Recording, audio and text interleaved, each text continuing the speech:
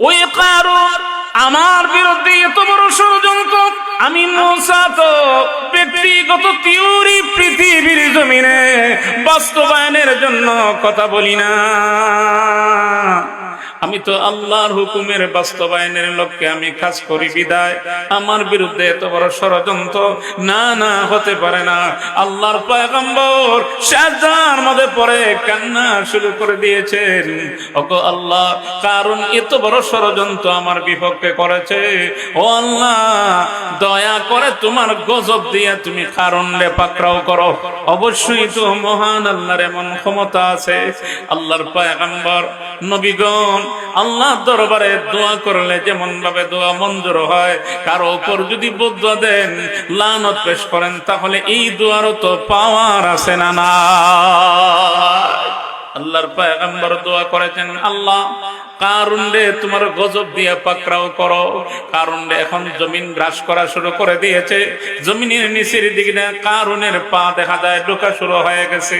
Ado পর্যন্ত যখন ঢুকে গেল, কারুন মস্কারি করে বলে, মূসা আমার বিরুদ্ধে তুমি জাদু চালাইছো, জমিন আমার গ্রাস করবে। না না না না, আমার কোনো ক্ষতি হবে না, আমার কোনো সমস্যা হবে না। ওই কথা বলে আর নিচের দিকে যায়, কোমর পর্যন্ত এসে গেছে।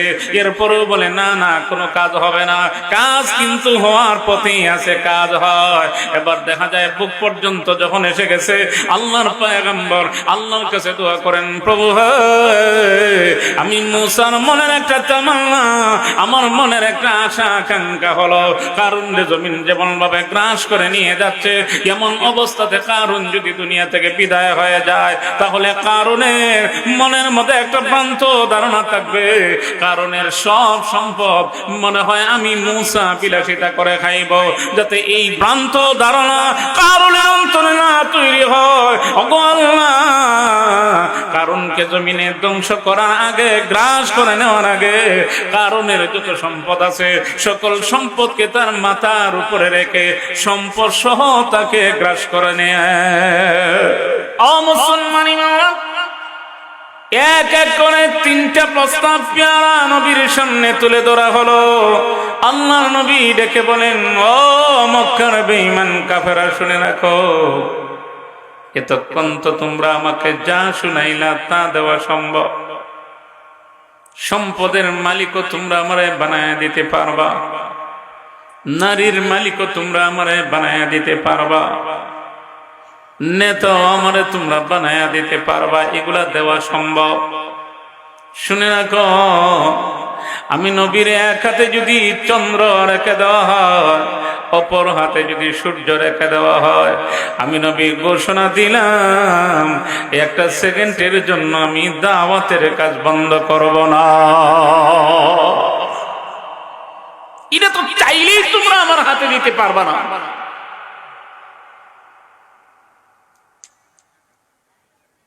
নবীজির কাছে এক ব্যক্তি আয়েশা বলে, ওগো আল্লাহর রাসূল,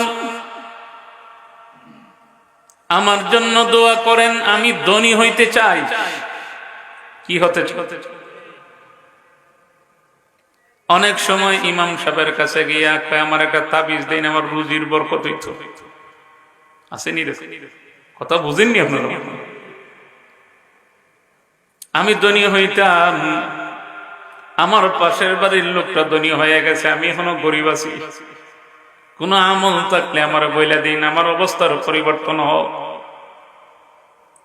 সাহাবী এসে বলেন, নবীজি আপনি আমার জন্য দোয়া করেন, আমি ধনী হইতাম, সম্পদের মালিক হইতাম।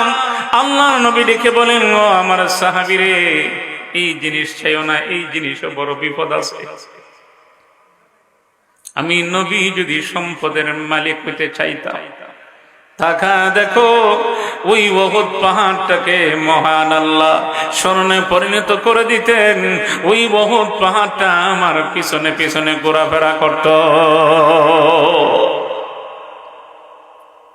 আমি নবী চাই না, আমার কাছে এটা হলো পছন্দনীয়।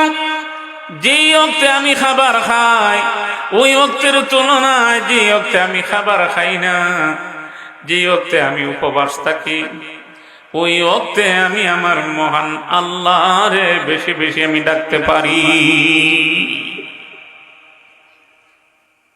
এই জিনিস চাই না, এই জিনিস বড় বিপদ আছে। কারণ আমি দেখেছি, ইতিহাসের পাতায় আমি পড়েছি, মূসা আলাইহিস সালাতু সালামের জামানায় কারুন বিশাল বড় সম্পদের মালিক ছিল। সম্পদের মালিক হওয়ার পরে কারুন কি আল্লাহর হুকুমের পক্ষে তার সম্পদটারে ব্যয় করেছে, না আল্লাহর হুকুমের বিপক্ষে ব্যয় করেছে? কথা বলেন কোন পক্ষে?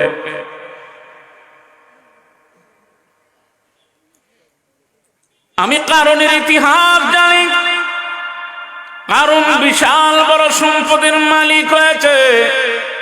কারণের এত পরিমাণে সম্পদের মালিক কারণ ছিল, ওই সম্পদ গুলো যেই দনাগারে রাখা হতো, ওই দনাগারের চাবি তাও আবার লোহার চাবি না, চামড়ার চাবি। ওই চাবি গুলা বহন করে নিতে হলে 70টা উট বহন করে নিতে হতো। এত বিশাল পরিমাণে সম্পদের মালিক কারণ সম্পদের মালিক হওয়ার পরে দেখেন কি করে।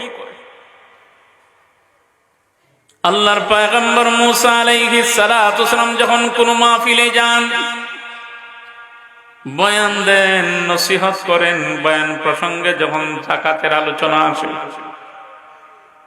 তখন কারুন সমালোচনা করে, কয় মূসা নবী আর কোনো বয়ান হয় না, খালি যাকাতের ওয়াজ করে, যাকাতের বয়ান দেয়। কারণ মূসা নবী যাকাতের বয়ান দিবে না তে কি করবে? আমার যে সম্পদ হয়েছে, মনে হয় মূসা নবীর হিংসা লাগে বিদায় আমার দেখলেই খালি যাকাতের ওয়াজ করে। আমাদের সমাজে এক শ্রেণীর লোকেরা আছে, বক্তা উঠবার আগেই খালি ফরমাইশ দেয়। আসেনি? ঘুমাই গেছেন নাকি আপনার? আল্লাহ ঘুমাই গেছেন আপনার? আসেনি না? নাই হুজুর এইদিকে না, সেদিকেও না, এদিকেও না, এদিকেও না।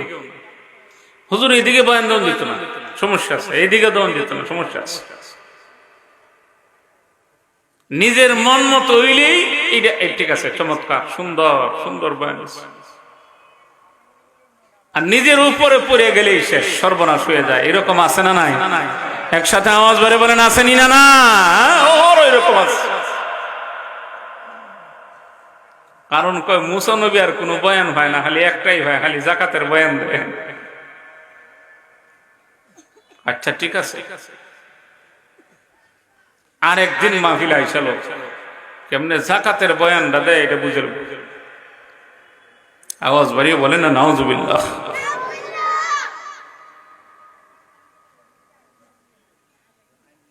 আরেকদিন মাহফিলের সময় আসার আগে কারুন একটা মহিলার রেডি করছে, তোর আমি 20,000 টাকা দেব। মূসা নবী যখন যাকাতের বয়ান ডাহালি শুরু করবে, তোরা আমি চক্ষুটি ফাঁদি ইশারা দিলি তুই দাঁড়ায় যাবে, দাঁড়ায়া মূসা নবীর বিরুদ্ধে একটা তুহমত লাগাইয়া দিবে। ঘুমাই গেছেন মনে এখন। আজকে আরো 1 মাস পরে নাউজুবিল্লাহ কইবেন। একসাথে আওয়াজ বাড়িয়ে বলেন না নাউজুবিল্লাহ।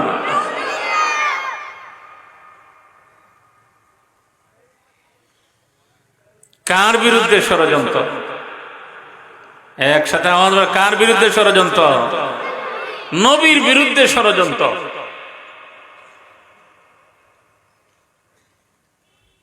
আমি আপনাদেরকে জিজ্ঞাসা করতে চাই, নবীদের হেফাজতের জিম্মাদারি কার হাতে? একসাথে আওয়াজ বাড়িয়ে, আওয়াজ বাড়িয়ে, বলিষ্ঠ আওয়াজে, নবীদের হেফাজতের জিম্মাদারি কার হাতে? আরো আওয়াজ বাড়িয়ে বলে না কার হাতে? অনেকে আছে আল্লাহর হাতে। আল্লাহ শব্দটা উচ্চারণ করতেছেন, আল্লাহু আকবার। আমরা গুনাহ করতে করতে করতে আমরা মনের অবস্থা এরকম হইছে, এই কথাই ভুলে লাইছি। যে জবান দিয়ে কথা বলি, জবান আমাদেরকে কে দিছে? একসাথে আওয়াজ করে বলেন, জবান কে দিয়েছে? ওই আল্লাহর নাম উচ্চারণ করবো, এত কৃপণতা।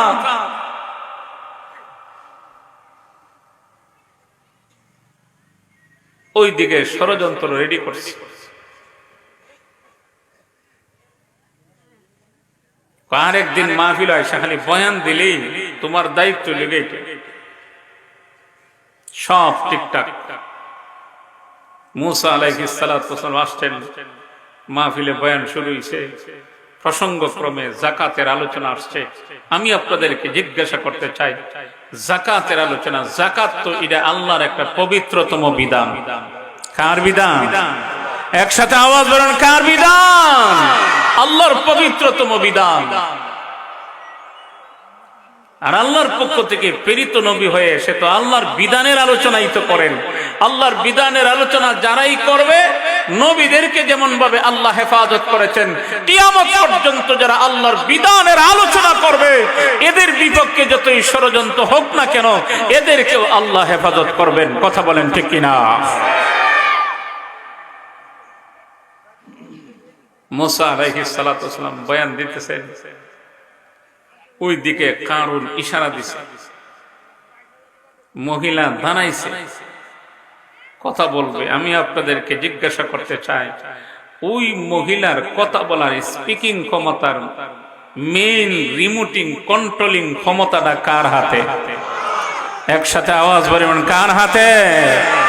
আল্লাহ চাইলে কি ওই আওয়াজটাকে পরিবর্তন করে দেওয়ার ক্ষমতা আল্লাহর আছে না? একসাথে আওয়াজ বলে বলেন, আছেন না? না, অবশ্যই তো আল্লাহর আছে।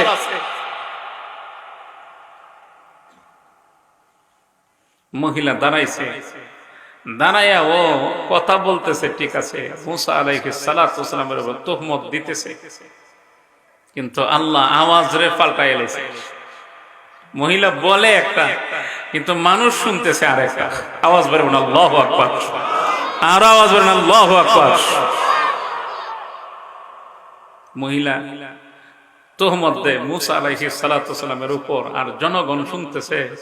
মহিলার মুখ থেকে বাইরে আইতেছে, কে কোথায় আছো শুনো, কারণ আমারে 20,000 টাকা দিয়া বারাট্টে করে নিয়ে আইছে মুসা নবীর বিরুদ্ধে তোহমত লাগাইয়া দেওয়ার জন্য।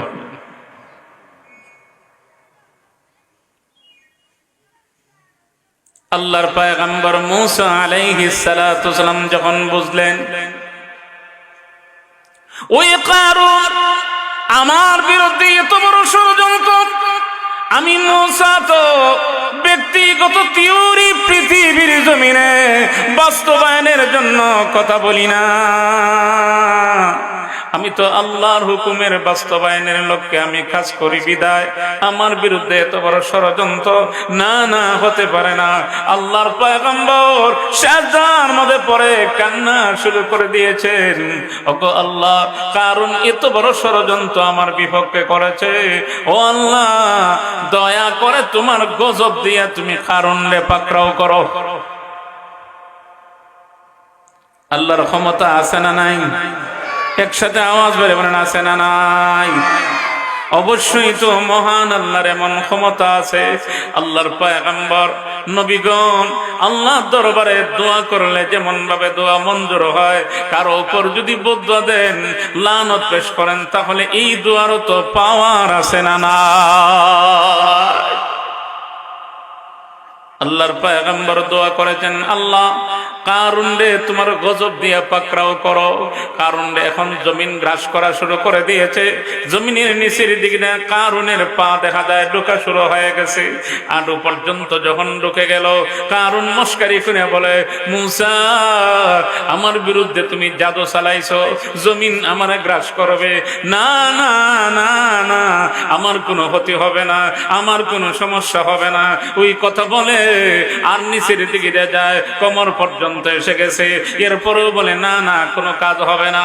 কাজ কিন্তু হওয়ার পথেই আছে, কাজ হয়। এবার দেখা যায় বুক পর্যন্ত যখন এসে গেছে, আল্লাহর পয়গম্বর আল্লাহর কাছে দোয়া করেন, প্রভু হে, আমি মুসার মনের একটা তামান্না, আমার মনের একটা আশা আকাঙ্ক্ষা হলো, কারণ জমিন যেমন ভাবে গ্রাস করে নিয়ে যাচ্ছে, এমন অবস্থাতে কারণ যদি দুনিয়া থেকে বিদায় হয়ে যায়, তাহলে কারণের মনের মধ্যে একটা ভ্রান্ত ধারণা থাকবে, কারণের সব সম্পদ মনে হয় আমি মুসা বিলাসিতা করে খাইব, যাতে এই ভ্রান্ত ধারণা কারণের অন্তরে না তৈরি হয়। ওগো আল্লাহ, কারণকে জমিনে ধ্বংস করার আগে, গ্রাস করে নেওয়ার আগে, কারণের যত সম্পদ আছে সকল সম্পদকে তার মাথার উপরে রেখে সম্পদ সহ তাকে গ্রাস করে নেয়। যাতে করে তার অন্তর এই ভ্রান্ত ধারণা না থাকতে পারে। আল্লাহ সকল সম্পদ রাইনা কারুনের মাথার উপরে দিয়া কারুন নিচের দিকে যেতে আছে। তাফসীরের কিতাবে উল্লেখ করা হয়েছে এখন পর্যন্ত কারুন খালি নিচে দিয়ে যেতে আছে, যেতে আছে, যেতে আছে। কতটুক পর্যন্ত যাবে? কিয়ামত পর্যন্ত কারুন খালি নিচের দিকে দিয়ে যাবে। আওয়াজ ভরে বলে না নাউযুবিল্লাহ।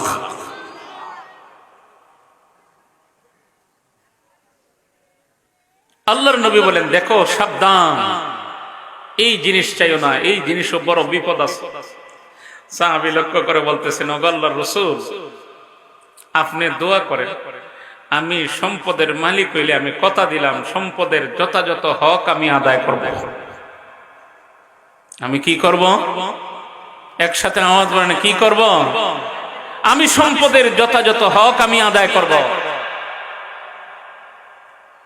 কোনো সমস্যা হবে না। তখন আল্লাহর রাসূল দোয়া করলেন, দেখো তোমার কথা ঠিক থাকবে তো? বলে, হ্যাঁ আমার কথা ঠিক থাকবে। আল্লাহর নবী দোয়া করছেন, আল্লাহ আমার ওই সাহাবী সা'লাবা ইবনে আবি হাতিম তার সম্পদের মধ্যে বরকত দাও, বকরির মধ্যে বরকত দাও। রাসূলের দোয়ার বরকত এখন বরকত শুরু হইছে। যেখানে ছিল 2টা হয়ে গেছে 4টা, যেখানে 4টা ওইটা হয়ে যায় 8টা। যত সময় যায় খালি বাড়ে, যত সময় যায় খালি বাড়ে। আওয়াজ বাড়ে না আল্লাহু আকবার। কমে না বাড়ে? একসাথে আওয়াজ বলেন, কমে না বাড়ে? খালি বাড়তে আছে, খালি বাড়ে।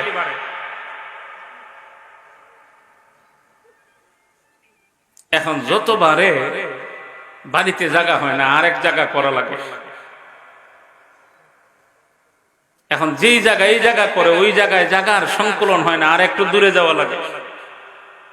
এখন দেখা যায় এই সম্পদের পিছনে পড়িয়া অবস্থা এরকম হয়েছে। আগে উনি আসছেন মসজিদে 5 বেলায় নামাজে, এখন দেখা যায় 4 বেলা নামাজে আসেন, 1 বেলা আসতে পারেন। আরো কিছুদিন গেল না, এখন আস্তে আস্তে যত সময় যায় খালি 5 ওয়াক্তের মাঝে খালি কমে আসতেছে। হঠাৎ করে দেখা যায় 5 ওয়াক্ত তো নাই, খালি জুমাতে আসে, কিছুদিন পরে দেখা যায় জুমাতেও নাই। নবী জিজ্ঞাসা করেন, ও আমার সাহাবীরা, আমি সা'লাবা ইবনে আবি হাতিমকে তো দেখি না, ও কোথায়? একজন সাহাবী দাঁড়ায় বলতেছেন, ওগো আল্লাহর রাসূল, ওর সম্পদে ওরে আসতে দেয় না।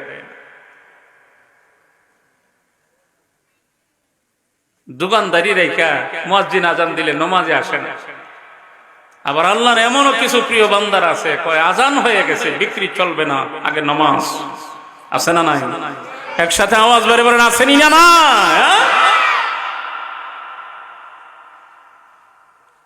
ইন্দোনেশিয়া 2 জন সাহাবীর আচার আচরণে, তাদের ব্যবহারে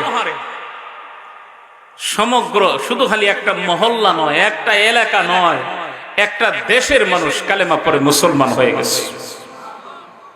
ওরা 2 জন ছিলেন ব্যবসায়ী, ব্যবসা করতেন। ব্যবসার এত জমজমাট হয়েছে ব্যবসাটা, ওই দোকান থেকে মাল নেওয়ার জন্য মানুষ সিরিয়াল বাই সিরিয়াল, অনেক লম্বা সিরিয়াল থাকে। এত বিশ্বস্ততার সাথে ব্যবসা, কাস্টমারেরা এমন ভাবে এই ব্যবসার প্রতি ঝুঁকছে, সিরিয়াল বাই দাঁড়ায় থাকতো। যতই দাঁড়ায় থাকো, মুয়াজ্জিন যখন আজান দিতেন আল্লাহু আকবার, সাথে সাথেই দোকান বন্ধ করে মসজিদে চলে যেত। আওয়াজ বেড়ে বলুন সুবহানাল্লাহ। মসজিদে চলে যেত। একদিন কাস্টমারেরা আশ্চর্য হয়ে জিজ্ঞাসা করে, বুঝলাম না, এত কাস্টমার আপনার দোকানে, আমরা তো আপনার বিশ্বস্ততার কারণেই আমরা আসি, কিন্তু হঠাৎ করে দোকান বন্ধ করে কোথায় চলে যান, কি করেন, আমাদের কেউ কোনো কিছু বলেন না। নবীর ওই 2 সাহাবী আবার জবাব দিতে, এখন দেখো আমরা মুসলমান, আমাদের একটা বিধান আছে আল্লাহর পক্ষ থেকে, 5 বেলা নামাজ পড়া। যখন তোমাদের সিরিয়ালটা লম্বা হইলে কি হয়েছে, জোহরের আজান যখন মুয়াজ্জিন আল্লাহু আকবার ধ্বনি উচ্চারণ করে, তখন আমরা সাথে সাথে আর দেরি করি না, দরজা বন্ধ করে আমরা কি পরিমাণে কাস্টমার আছে বা না আছে এটা আমাদের দেখার বিষয় নয়, আমরা সর্বপ্রথম আল্লাহর ডাকে সাড়া দেওয়ার জন্য মসজিদে চলে যাই। কাস্টমার এই কথা শুনে কয়, তাহলে চমৎকার সুন্দর তোমাদের ধর্ম এটাই শিক্ষা দেয়, তাহলে বোঝা গেল ইসলাম একটা চমৎকার ধর্ম, সুন্দর ধর্ম। কাজেই দেরি করবো না, আগে আমার কালেমা পড়ায় মুসলমান বানায়। এইভাবে এক এক করে এক একজন কালেমা পড়ে মুসলমান হতে হতে একটা মহল্লা নয়, একটা এলাকা নয়, গোটা দেশের মানুষ কালেমা পড়ে মুসলমান হয়। সাহাবা ইবনে আবি হাতিম, উনি পাঁচ ওয়াক্ত নাই, জুমাতেও নাই, সাহাবী দাঁড়ায় বলতেছেন, ও আল্লাহর রাসূল, পরে ওর সম্পদে আসতে দেয় না। আমাদের সমাজেও এই রকমের কিছু সম্পদওয়ালারা আছে, এদেরকে মসজিদ পর্যন্ত আসতে দেয় না। আসেনি? এখন তো আপনারা ঘুমাই গেছে, একসাথে আওয়াজ বেরোনো, আসেনি না? না, হ্যাঁ, কয় আগে ঝামেলা না আটাইলে, আগে ব্যবসা, আগে বিক্রি করে লাই, আগে বিক্রি, আগে সম্পদ, আগে সম্পদের ঝামেলা না আগে আল্লাহর হুকুম পালন? একসাথে আওয়াজ বাড়িয়ে বলে, সময় নাই। তার দৈনন্দিনের কাজ করার পিছনে সময় ঠিকই আছে, কিন্তু আল্লাহর হুকুম পালনের বেলায় তার হাতে সময় নেই। আছে না এরকম? একসাথে আওয়াজ বলেন, আসেনি না? সাহাবা ইবনে আবি হাতিম এখন আসতে পারে না। ওই সময় আল্লাহর পক্ষ থেকে বিধান নাজিল হয়েছে, যাকাতের বিধান। নবীজি যাকাত উসুল করার জন্য একজন সাহাবীরে দায়িত্ব দিলেন, যাকাত উসুল করার জন্য যাও। বিশেষ করে আমার ওই সাহাবী সাহাবা ইবনে আবি হাতিম ওর কাছে যাইবা। ওর কাছে গেলে তার মালের যাকাত তো দিবেই দিবে, আমার কথা শুনলে যাকাতের মাল ছাড়াও আরো অতিরিক্ত বাড়ায়াও দিবে। কারণ ওর সম্পদ তো আমার দোয়ার বরকতেই হয়েছে। ওর কাছে গেলে যাকাতের মাল তো দিবেই দিবে, আরো বাড়ায়াও দেবে।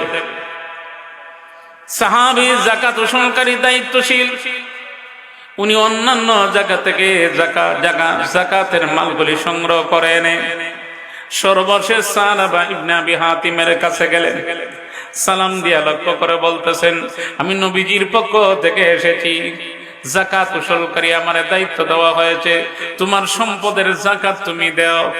সাহাবা ইবনে আবি হাতিম সর্বপ্রথম যেই কথাটা উনার জবান দিয়ে উচ্চারণ করলেন, উনি লক্ষ্য করে বলতেছেন, বুঝলাম না, মুসলমানেরা আবার যাকাত কিসের জন্য দিবে?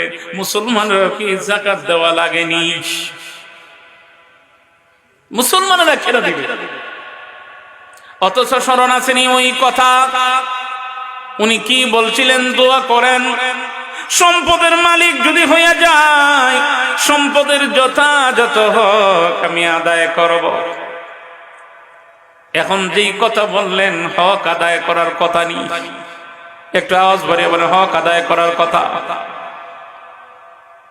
না। না, যাকাতের মালগুলি দিবে দূরের কথা, ওই যাকাত উসুলকারী সাহাবীর সাথেও দেখা যায় আরো সুন্দর আচরণ করেছে।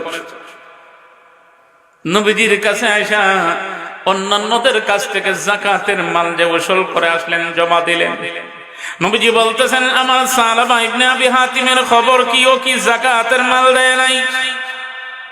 নবীজি, আপনার ওই সাহাবী যাকাতের মাল দিবে দূরের কথা, আমার সাথে আরো অসুন্দর আচরণ করেছে, ভাষায় ব্যক্ত করতে পারবো না। নবীজি ওই কথা শুনে জবান দিয়া বের হয়ে এসেছে, ইয়া সালাবা, আফসোস সালাবার জন্য, আফসোস সালাবার জন্য। নবীজির পক্ষে দোয়া, নবীজি কারো পক্ষে যদি দোয়া করেন, যেমন ভাবে দ্রুত আল্লাহর দরবারে মঞ্জুর হয়ে যায়, পয়গম্বরগণ যদি কারো বিপক্ষ দোয়া করেন, এই দোয়ারও তো পাওয়ার আছে। পক্ষের দোয়ার যেমন ভাবে পাওয়ার আছে, বিপক্ষের দোয়ারও পাওয়ার আছে। সাথে সাথে আল্লাহর বিধান নাজিল হয়ে গেছে, নবীজি আমি আল্লাহর পক্ষ থেকে পারমিশন না আসা পর্যন্ত সাহাবা ইবনে আবি হাতিমের যাকাতের মাল আপনি আর গ্রহণ করবেন না। ওই মজমুআতে ছিল সাহাবা ইবনে আবি হাতিমের একজন আত্মীয়, উঠে দৌড় মেরে চলে গেছে, গিয়া বলে, ও সাহাবা ইবনে আবি হাতিম, তোর তো সর্বনাশ হয়ে গেছে, আল্লাহর পক্ষ থেকে তোর বিরুদ্ধে রাসূলের কাছে সংবাদ এসে গেছে, তোর যাকাতের মাল আর গ্রহণ করা হবে না, তোর সর্বনাশ হয়ে গেছে। সাহাবা ইবনে আবি হাতিম দেরি করে নাই, যাকাতের মালগুলি নিয়ে আল্লাহ নবীর দরবারে এসে হাজির হয়ে লক্ষ্য করে বলতেছে, ওগো নবীজি, এই নিন আমি সাহাবা ইবনে আবি হাতিম যাকাতের মালগুলি নিয়ে এসেছি, যাকাতের মালগুলো আপনি গ্রহণ করেন। আল্লাহর নবী কি আর গ্রহণ করবেন? একসাথে আওয়াজ বের বলেন, গ্রহণ করবেন। নবীজি ডেকে বলেন, শুনে রাখো, তোমার যাকাতের মাল গ্রহণ করার না করা এটা আমার এখতিয়ার নাই, আমার কাছে না। যতক্ষণ পর্যন্ত আল্লাহর পক্ষ থেকে পারমিশন না আসবে আমি তোমার যাকাতের মাল গ্রহণ করতে পারবো না। এমন অবস্থাতে আল্লাহর নবী দুনিয়া থেকে বিদায় হয়ে গেলেন। সাহাবা ইবনে আবি হাতিমের মাল, যাকাতের মাল আর গ্রহণ করা হলো না। নবীজির ইন্তেকালের পরে ইসলামের ইতিহাসে প্রথম নম্বর খলিফা নির্বাচিত হলেন আবু বকর সিদ্দিক রাদিয়াল্লাহু তাআলা আনহু।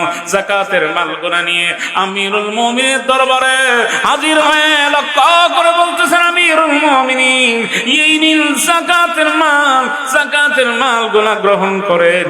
আল্লাহর নবীর দরবারে নিয়ে গেলাম, নবীজি আমার যাকাতের মাল গ্রহণ করেন নাই, দয়া করে আপনি আমার যাকাতের মালগুলো গ্রহণ করেন। আমি আপনাদেরকে জিজ্ঞাসা করতে চাই, যে যাকাতের মাল নবী গ্রহণ করেন নাই, ওই যাকাতের মাল কি আবু বকর গ্রহণ করবেন? আর আওয়াজ বাড়িয়ে বলেন, একসাথে আওয়াজ বাড়িয়ে বলেন, গ্রহণ করবে। আমিরুল মুমিনিন ডেকে বলেন, ও সাহাবা ইবনে আবি হাতিম, তোমার যাকাতের মাল যেমন ভাবে আল্লাহর নবী গ্রহণ করেন নাই, আমি কিভাবে গ্রহণ করব? কোন সাহসে গ্রহণ করব? আমার পক্ষে গ্রহণ করা সম্ভব না। সাহাবা ইবনে আবি হাতিম চেহারার মধ্যে বালকাগুলি এইভাবে নিক্ষেপ করেন আর আফসোস করেন, সাহাবা ইবনে আবি হাতিম রে, তোর সর্বনাশ হয়ে গেছে, তোর ধ্বংস অনিবার্য। আল্লাহর নবী যেখানে তোর যাকাতের মাল গ্রহণ করেন নাই, আবু বকর গ্রহণ করলেন না, তোর অবস্থাটা কেমন হবে? ঐতিহাসিকগণ লিখেছেন, আবু বকর সিদ্দিক রাদিয়াল্লাহু তাআলা ইন্তেকাল হয়ে গেছে, যাকাতের মাল আর গ্রহণ করা হয় নাই। দ্বিতীয় খলিফা নির্বাচিত হলেন উমরে ফারুক রাদিয়াল্লাহু তাআলা। উমরে ফারুক রাদিয়াল্লাহু তাআলা দরবারে যাকাতের মালগুলো নিয়ে হাজির হয়েছে। আমিরুল মুমিনিন, এই নিন যাকাতের মালগুলো আমার গ্রহণ করেন। আল্লাহর নবী গ্রহণ করেন নাই, আবু বকর গ্রহণ করেন নাই, দয়া করে আপনি গ্রহণ করুন। ফারুক আযম ডেকে বলেন, সাহাবা ইবনে আবি হাতিম রে, শুনে রাখো, যেখানে আল্লাহর নবী তোমার যাকাতের মাল গ্রহণ করেন নাই, আবু বকর গ্রহণ করেন নাই, আমি উমর কোন সাহসে গ্রহণ করি? উনিও দুনিয়া থেকে বিদায় হয়ে গেলেন, যাকাতের মালগুলা গ্রহণ করা হলো না। তৃতীয় নম্বর খলিফা নির্বাচিত হলেন হযরত উসমান গনি রাদিয়াল্লাহু তাআলা। উনার দরবারেও নিয়ে গেলেন, কিন্তু উনিও গ্রহণ করলেন না। উনার শাসনকালে সাহাবা ইবনে আবি হাতিম দুনিয়া থেকে বিদায় হয়ে গেলেন, কিন্তু ওনার যাকাতের মাল আর গ্রহণ করা হয় নাই। এই জন্যই দুনিয়ার মহব্বত, দুনিয়ার আসক্ত, দুনিয়ার ভালোবাসা, সম্পদের মায়া মহব্বত, অধিকাংশই এই রকমের প্রমাণ উদাহরণ রয়েছে। সম্পদেই দেখা যায় তাদেরকে গুনার দিকে দিনে দাবিত করে, আসেনি না? না, আল্লাহর নবীর অন্তর থেকে মহান আল্লাহ দুনিয়ার মহব্বত থেকে পবিত্র করায় আল্লাহ নবীরে দুনিয়াতে পাঠাইয়া দিলেন। এখন নবীর পরশে যারা আসবে এদের অন্তরেও তো দুনিয়ার মহব্বত থাকতে পারবে না। নবীর অন্তরে যেমন ভাবে দুনিয়ার মহব্বত নাই, নবীর পরশে এসে স্ত্রী হওয়ার মতো যোগ্যতা যাদের হয়েছে, উম্মাহাতুল মুমিনিনদের অন্তরেও তো দুনিয়ার মহব্বত থাকতে পারবে না। কিন্তু আবদার করা যুক্তিসঙ্গত। একজন স্ত্রী তার স্বামীর কাছে আবদার করতেই পারে, আবদার করলেন। পাশাপাশি কেন পারস্য সম্রাটের স্ত্রীগণের কথা তুলে ধরলেন, রোমের সম্রাটের স্ত্রীগণের কথা তুলে ধরলেন? এইটা কিন্তু আল্লাহর নবীর কাছে পছন্দ হয় নাই। কেন? পারস্যের সম্রাট ও যেমন ভাবে দুনিয়ার জন্য পাগল পারা, তার স্ত্রীরাও তো দুনিয়ার জন্য পাগল পারা। কথা বলেন ঠিক কিনা? আল্লাহর নবী মনক্ষুণ্ণ হয়ে, ক্ষুব্ধ হয়ে উম্মাহাতুল মুমিনিনদেরকে জানায়া দিলেন। নবীজি নিয়ত করলেন, ও 1 মাস পর্যন্ত কোন স্ত্রীর রুমে যাবেন না, 1 মাস পর্যন্ত ক্ষুব্ধ হয়ে এই কথা ঘোষণা দিলেন, আমি কারো রুমে যাব না। পেয়ারা নবী পাশেই একটা রুমে থাকেন, আর চতুর্দিকে ওই আওয়াজটা প্রচার প্রসার হয়ে গেছে। বিশেষ করে আবু বকর সিদ্দিক রাদিয়াল্লাহু তাআলা, উমরে ফারুক রাদিয়াল্লাহু তাআলা যখন এই সংবাদটা শুনছেন যে রাসূল ওনার স্ত্রীগণের প্রতি ক্ষুব্ধ হয়ে গেছেন, ফারুক আজমের চেহারা মলিন হয়ে গেছে, আবু বকর সিদ্দিক রাদিয়াল্লাহু তাআলার চেহারা মলিন হয়ে গেছে, চিন্তার মধ্যে পড়ে গেছেন। কেন চিন্তার মধ্যে পড়ে গেছেন? তার কারণটা হলো, কারণ রাসূলের সংসারে আবু বকরের মেয়েও আছেন, রাসূলের সংসারে হযরত উমরে ফারুক রাদিয়াল্লাহু তাআলা মেয়ে হযরতে হাফসাও আছেন। তাদের টার্গেটটা হলো রাসূল যদি অসন্তুষ্ট হয়ে যান তাহলে আমাদের মেয়ের জীবন দুনিয়াতেও ধ্বংস হয়ে যাবে, পরকালেও ধ্বংস হয়ে যাবে। এই কথাটা শুনে চেহারা মলিন হয়ে গেছে। ফারুক আজম চিন্তার মধ্যে পড়ে গেলেন, অন্যান্যদের মেয়েরা যেমন ভাবে স্বামীর সংসার হারা হয়ে বাবার বাড়িতে ফিরে আসবে, আমি ওমরের মেয়ে হাফসাও তো রাসূল যদি অসন্তুষ্ট হয়ে থাকেন আর যদি বিদায় দিয়ে দেন, হাফসাও তো আমার বাড়িতে চলে আসবে। আবু বকর সিদ্দিক রাদিয়াল্লাহু তাআলা চেহারা মলিন হয়ে গেছে। অন্যান্যদের মেয়েরা যেমন ভাবে স্বামীর সংসার হারা হয়ে বাবার বাড়িতে ফিরে আসবে, আমি আবু বকরের মেয়ে আয়েশাও তো আমার বাড়িতে ফিরে আসবে। রাসূলের এই কথা শুনে ওরা চিন্তার মধ্যে পড়ে গেছে। উমরে ফারুক রাদিয়াল্লাহু তাআলা আসছেন সংবাদটা জানার জন্য, যাচাই বাছাই করার জন্য। আয়েশা দেখেন সাহাবায়ে কেরামও দেখা যায় বিচলিত হয়ে গেছেন, ব্যঙ্গে পড়ে গেছে। উমরে ফারুক রাদিয়াল্লাহু তাআলা জিজ্ঞাসা করেন, নবীজি কোথায়? পাশেই আর আলাদা রুমের মধ্যে নবীজি থাকেন। কোন স্ত্রীগণের ঘরে আল্লাহর নবী যান না। ফারুক আজম রাদিয়াল্লাহু তাআলা নবীজির সাথে দেখা করার জন্য গোলামরে পাঠাইলেন, যাও আল্লাহর নবীর কাছে গিয়া পারমিশন চাইবা, আমি উমর দেখা করতে চাই। পারমিশনের জন্য নবীজির কাছে যখন গেলেন, পারমিশন চান, আপনার সাহাবী উমর দেখা করতে চান। রাসূল পারমিশন দেন নাই। কিছু সময় পরে আবার দ্বিতীয়বারের মতো পাঠাইলেন, পারমিশন চান।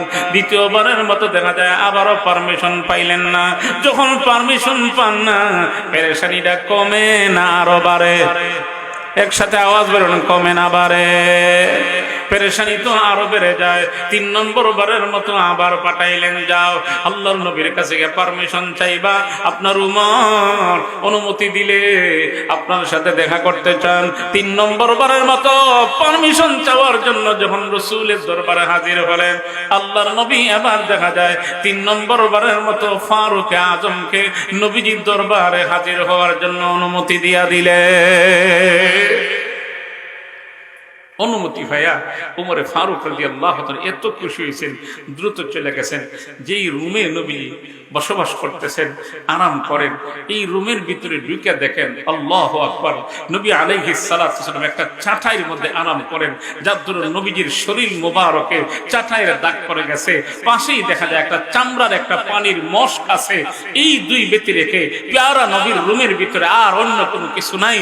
উমর ফারুক রাদিয়াল্লাহু তাআলা ফারুক আজম দেখে বলেন, ওগো আল্লাহর নবী, আশ্চর্য কথাবার্তা, আপনি হলেন দুই জাহানের সরদার, পারস্যের সম্রাট, রোমের সম্রাট। ওরা কত জাকজমকের সাথে উন্নত মানের ভিআইপি বিছানা বানাইয়া ওরা আরাম আয়েশ করে, আপনি উভয় জাহানের বাদশা হয়ে যাকে সৃষ্টি না করা হলে আল্লাহ আকাশ গ্রহ নক্ষত্র চন্দ্র সূর্য কোনো কিছুই সৃষ্টি করতেন না, ওই উভয় জগতের সম্রাট হইয়া আপনি চাটাইয়ের মধ্যে আরাম করেন, আর শরীর মুবারকের মধ্যে চাটাইয়ের দাগ পড়ে গেছে। ফারুক আজম এই কথা বলে কান্না শুরু করে দিয়েছেন। আওয়াজ করে বলেন আল্লাহু আকবার। নবীজি বলেন, উমর কেমন কথা তুমি বললা? পারস্য সম্রাটের উদাহরণ দিলাম, রোমের সম্রাটের উদাহরণ দিলাম। ওরা তো দুনিয়ার জন্য পাগল, ওরা দুনিয়া চায়, দুনিয়া অর্জনের জন্যই তো ওরা ব্যস্ত। আমি তো দুনিয়া চাই না। আল্লাহ তো আমার অন্তর থেকে দুনিয়ার মহব্বত উঠাই, দুনিয়ার ভালোবাসা উঠাই তো মহান আল্লাহ আমারে দুনিয়াতে পাঠায়া দিয়েছে। কারণ আমাদের কাছে দুনিয়া আসল না, পরকাল আসল। একজন প্রকৃতপক্ষে মুমিন যে হবে তার কাছেও দুনিয়া আসল না, পরকাল আসল। কথা বলেন ঠিক কিনা? দুনিয়া আসল না পরকাল? একসাথে আওয়াজ বলে, দুনিয়া না পরকাল? পরকাল। উমরে ফারুক রাদিয়াল্লাহু তাআলা 2 নম্বরে কথা বলতেছেন নবীজি। ইদানিং একটা জিনিস দেখলাম, মক্কাতে যখন ছিলাম, মক্কায় তখন মেয়েরা, স্ত্রীরা তার স্বামীর অনুসরণ করত। মক্কা থেকে হিজরত করে মদিনাতে আসার পরে একটা বিষয় লক্ষ্য করে দেখলাম, স্ত্রীরা দেখা যায় স্বামীর কথার উপরে কথা বলা শুরু করে দিয়েছে। মক্কাতে যখন ছিলাম তখন দেখতাম স্ত্রীরা তার স্বামীর কথার উপরে কথা বলে নাই, তাদের আওয়াজকে দুর্বল করে রাখে, নিচু করে রাখে। কিন্তু মদিনাতে আসার পরে দেখা যায় স্ত্রীরা দেখা যায় তাদের স্বামীর উপরে কথা বলা শুরু করছে। এই কথাটা বলার পরে আল্লাহর নবী মুস্কি হাসা দিয়েছে। উমরে ফারুক রাদিয়াল্লাহু তাআলা এখন একটু সাহস হচ্ছে আসল পয়েন্টটা জিজ্ঞাসা করা। ফারুক আযম রাদিয়াল্লাহু তাআলা বলতেছেন, নবীজি কি শুনলাম, চতুর্দিকে ঘোষণা হয়ে গেছে আপনি নাকি স্ত্রীগণকে তালাক দিয়া দিছেন, তাদের পাশে যান না। চতুর্দিকে এমন প্রচারটা শুরু হয়ে গেছে। এটা জানতে চায় এই অবস্থাটা কি, এই কথাটা কি, এটা কি সত্যি বাস্তব কথা? এই কথাটা জানতে চায়। আল্লাহর নবীর জিজ্ঞাসা করেন। এই মুহূর্তে মহান আল্লাহ কোরআনুল কারীমের ভিতরে সূরা আহজাবের 33 নম্বর আয়াতের পূর্বের যেই আয়াতগুলি আছে, ধারাবাহিকভাবে আল্লাহ আয়াতগুলি নাযিল করে প্যারা নবীকে সম্বোধন করে মহান আল্লাহ বলতেছেন, ইয়া আইয়ুহান নবী কুল লিআজওয়াজিকা ইন কুনতুন্না তুরিদনাল হায়াতাদ দুনিয়া। আল্লাহ নবীকে সম্বোধন করে বলেন, ও আমার নবী, আপনি আপনার স্ত্রীগণকে জিজ্ঞাসা করে দেখেন এরা দুনিয়া চায় না পরকাল চায়। এরা যদি জবাব দেয় দুনিয়া চায়, তাহলে তাদেরকে উত্তম কিছু পন্থায় কিছু দিয়া তাদেরকে উত্তম পন্থায় বিদায় করে দিবেন। আর যদি ওরা বলে না না আমরা দুনিয়া চাই না, আমরা আল্লাহ এবং তার রাসূলকে চাই, এই কথাটা বললেই শেষ নয়, এই পৃথিবীর জমিনে তাদের কিছু করণীয় দায়িত্ব আছে। ওই আয়াতে কারিমাগুলি নাযিল হওয়ার পরে আল্লাহর নবী এবার সর্বপ্রথম কোন স্ত্রীকে জিজ্ঞাসা করবেন টার্গেট করছেন? সর্বপ্রথম উম্মতের জননী মা আয়েশা সিদ্দিকা রাদিয়াল্লাহু তাআলাকে জিজ্ঞাসা করবেন দুনিয়া চাও না পরকাল চাও? যদি জবাব দেয় দুনিয়া চায়, উত্তম পন্থায় বিদায় করে দিবেন। আর যদি বলে দুনিয়া চাই না, আল্লাহ এবং তার রাসূলকে চাই, চাইলেই শেষ নয়, তাদের কিছু দায়িত্ব আছে। কথা বলেন ঠিক কিনা? এখন নবীজি টার্গেট করছেন সর্বপ্রথম মা আয়েশারে জিজ্ঞাসা করবেন ওই কথা। আবার অপর দিকে চিন্তা করতেছেন যে আয়েশারে যদি জিজ্ঞাসা করি, কারণ নবীর স্ত্রী গণের মধ্যে সবচেয়ে বেশি কম বয়স ছিল মা আয়েশা সিদ্দিকা রাদিয়াল্লাহু তাআলা আনহা। আর রাসূলের টার্গেট হলো ভবিষ্যতে কিছু মাসআলাগুলি আছে পুরুষের সংক্রান্ত মাসআলা, আর কিছু মাসআলাগুলি আছে মেয়েদের আলাদা মাসআলা।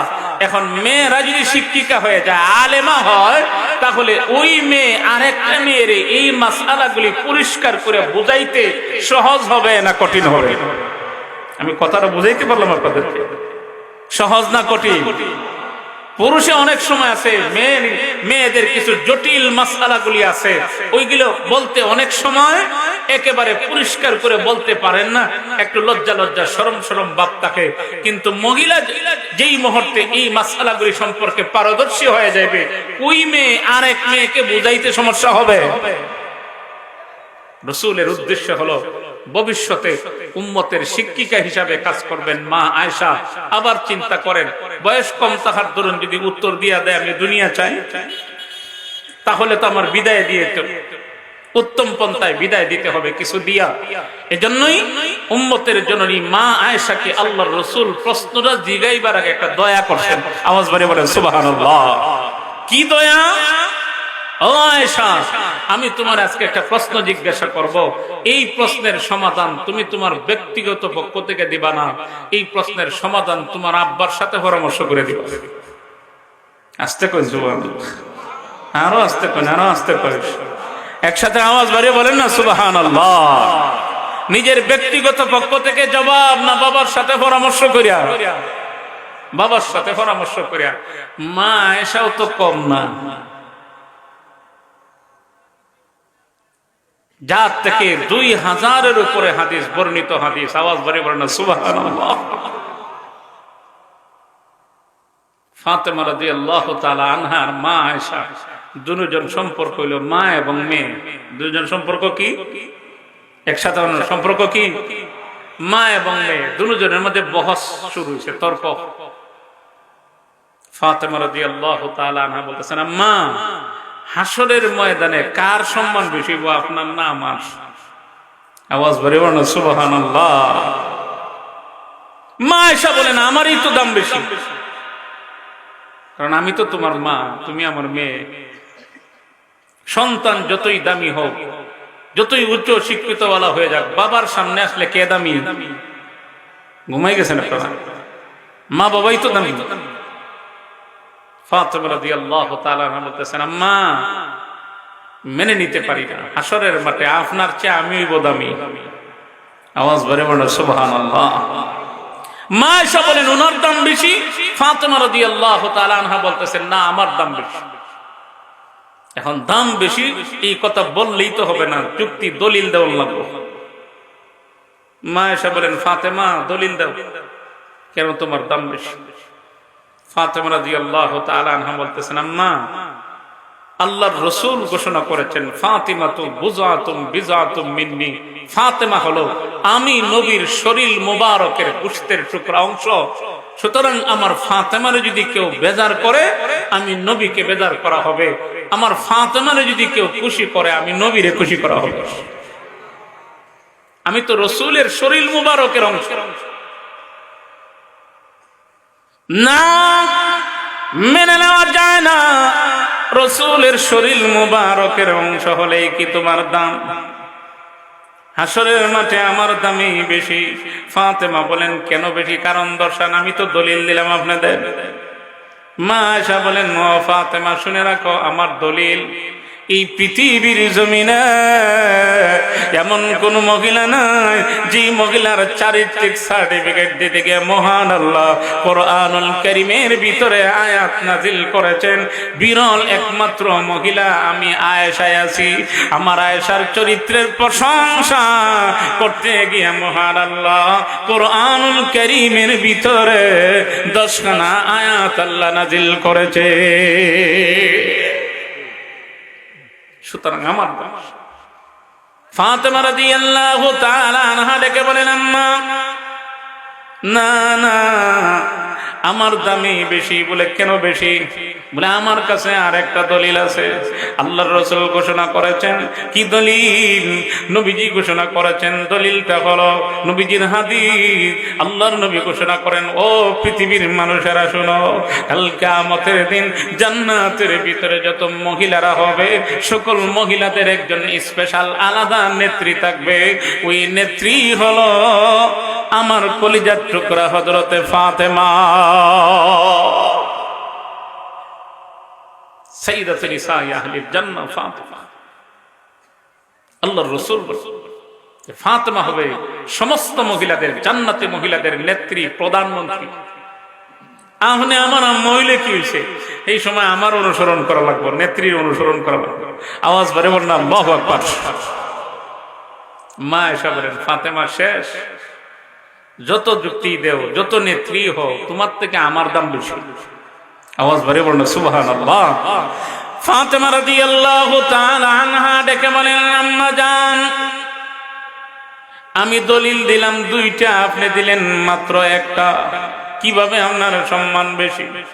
মা আয়েশা বলেন, ফাতেমা আমার কাছে আরেকটা চমৎকার সুন্দর দলিল আছে। আওয়াজ বাড়ে বলেন সুবহানাল্লাহ। কি দলিল? মা আয়েশা বলেন, ও ফাতেমা জেনে রাখো, আল্লাহর রাসূল ঘোষণা করেছেন যদি স্বামী আর স্ত্রী দুজন জান্নাতি হয়। ও ফাতেমা শুনে রাখো, কাল কিয়ামতের দিন যদিও আমি আয়েশা কোন নবীর মেয়ে না, আমি হইলাম নবীর সাহাবী আবু বকরের মেয়ে, তুমি হইলাম নবীর দুলালি ফাতেমা কলিজার টুকরা। শুনে রাখো, তোমার বিবাহ আলীর কাছে হওয়ার দরুন হাসরবাসীরা দেখতে পাবে তুমি নবীর মেয়ে হইয়া আলীর পাশে দাঁড়ায় আছো।